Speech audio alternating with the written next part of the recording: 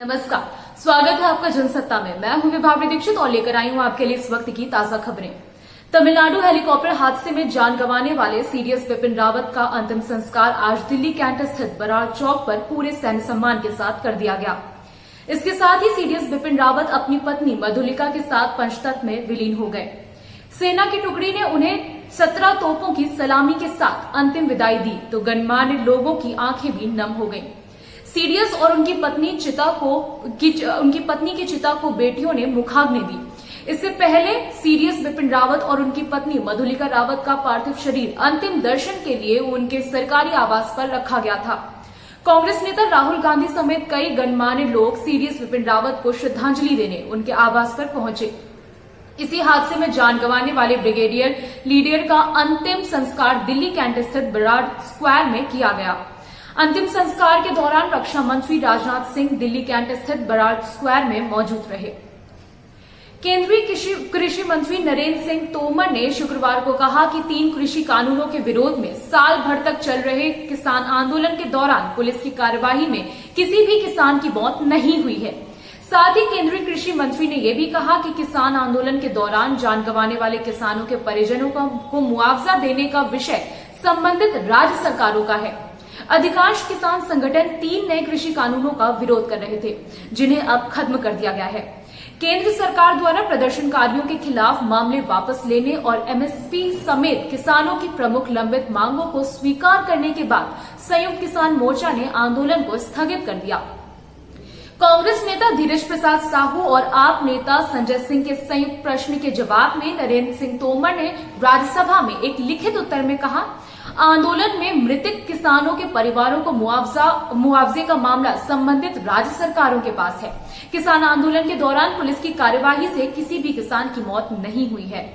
इससे पहले गुरुवार को केंद्र सरकार द्वारा भेजे गए प्रस्ताव को स्वीकार करने के साथ ही संयुक्त किसान मोर्चा ने आंदोलन को स्थगित करने का ऐलान किया था।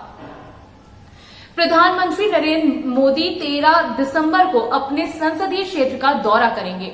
इस दौरान पीएम काशी विश्वनाथ धाम का भव्य उद्घाटन करेंगे। बता दें कि काशी विश्वनाथ कॉरिडोर प्रधानमंत्री की महत्वाकांक्षी परियोजनाओं में से एक है।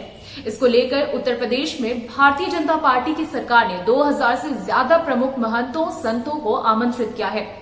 बता दें कि इससे पहले राम जन्मभूमि शिलान्यास समारोह, केदारनाथ पुनर्विकास परियोजनाओं के उद्घाटन के मौके पर कोरोना महामारी के प्रोटोकॉल के चलते अधिक संख्या में संतों को न्योता नहीं दिया गया था।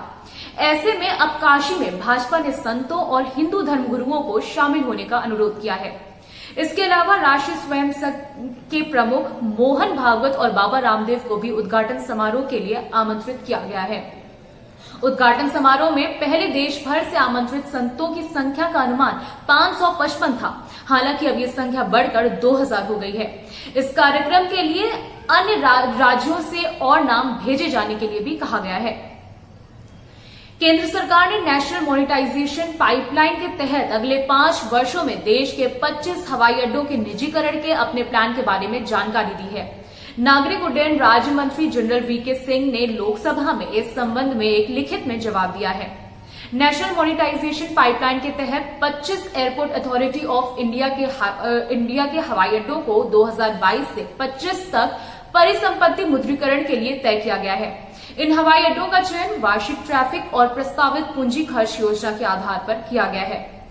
भुवनेश्वर, वाराणसी, अमृतसर, त्रिची, इंदौर, रायपुर, कालीकट, कोयम्बटूर, नागपुर, पटना, मदुरई, सूरत, रांची, जोधपुर, चेन्नई, विजयवाड़ा, वडोदरा, भोपाल, तिरुपति, हुबली, इम्फाल, अगरतला, उदयपुर, देहरादून और राजमुंद्री ये हवाई अड्डे हैं। अधिकांश एयरपोर्ट्स पिछले वित्तीय वर्षों से नुकसान में चल रहे हैं। कोरोना महामारी के कारण 137 में से 133 एयरपोर्ट्स भारी घाटे में चल रहे थे। बिहार के अररिया जिले में कथित तौर पर मवेशी चोरी करने के आरोप में एक 50 वर्षीय शख्स की भीड़ ने पीट कर हत्या कर दी। पुलिस ने शुक्रवार को यह जानकारी दी। ये घटना फुलकाहा थाना क्षेत्र के भवानीपुर गांव की है, जो फोर्ब्सगंज सब डिवीजन में आता है और नेपाल की सीमा से लगता है। पुलिस ने कहा कि चोरी के मवेशियों को अक्सर पास के बूचड़ खानों में बेच दिया जाता है। पुलिस के मुताबिक एक ग्रामीण ने शोर मचाया जब उसने कुछ लोगों को गांव के रहने वाले सनीचर बरियात की भैंस और बैल चोरी करते देखा। फुलकहा थाना प्रभारी नगीना कुमार ने कहा, जैसे ही गांव वालों ने उनका पीछा करना शुरू किया, उनमें से एक मवेशी चोर ने डराने के लिए कथित तौर पर हवा में गोलियां चलाई। फुलकहा थाना प्रभारी ने आगे बताया, हालांकि एक के अलावा बाकी सब कोहरे का फायदा उठाकर भागने में कामयाब हो गए। इससे पहले गांव वालों ने मोहम्मद सिद्दीकी को पकड़ लिया और लाठी डंडों से बुरी तरह से पीटा। नगीना कुमार ने बताया कि मौके पर करीब 100 लोगों की भीड़ जमा हो गई थी। हम हमलावरों की पहचान के लिए गांव के लोगों से पूछताछ कर रहे हैं। इस मामले में अज्ञात लोगों के खिलाफ प्राथमिकी दर्ज करा ली गई है। अभी के लिए बस इतना ही। बाकी देश दुनिया से जुड़ी खबरों के लिए बने रहिए जनसत्ता के साथ। धन्यवाद।